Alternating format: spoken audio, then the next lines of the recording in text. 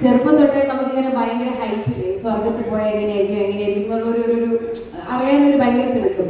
അതറിയാനുള്ള ഭയങ്കരമായ തിടുക്കം വരുമ്പോൾ മുഖത്തൊരു എക്സ്പ്രഷൻ വരും. ആ എക്സ്പ്രഷൻ കണ്ടതേ അങ്ങോട്ട് നോക്കിയാൽ ആ രണ്ടുപേര് ആരോമൽ, നിക്കി, ഇവിടെ ഇരിക്കുന്ന രാഹുൽ രാജ് ഒരു കൊച്ചൊക്കെ ഉണ്ട്. എന്നിട്ടാണ് പറഞ്ഞത് വിമൻസ് കോളേജിന്റെ പുറത്തുനിന്ന് ഞാൻ നോക്കിയിട്ടുണ്ട്.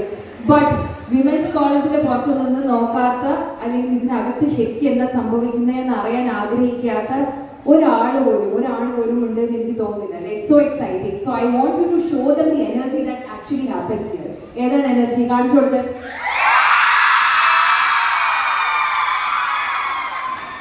അടിപൊളി. So nice to meet you all. ഒരുപാട് സന്തോഷമുണ്ട് ഇവിടെ വരാൻ സാധിച്ചത്.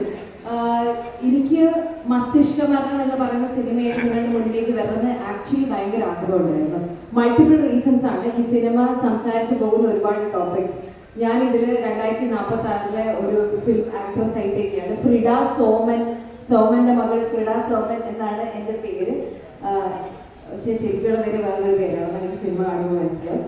അപ്പം സിനിമയിൽ നടക്കുന്ന കാര്യങ്ങൾ, നമ്മുടെ മീഡിയയിൽ നടക്കുന്ന കാര്യങ്ങൾ എല്ലാം സംസാരിക്കുന്നുണ്ടെങ്കിലും മുഴുനീള കോമഡി ചിത്രമാണ്. ഇപ്പൊ 2046 എന്ന് പറയുമ്പോൾ നേരത്തെ പറഞ്ഞത് കരുത്ത് കാണുന്ന കുഞ്ഞി കൊച്ചായിരുന്നു.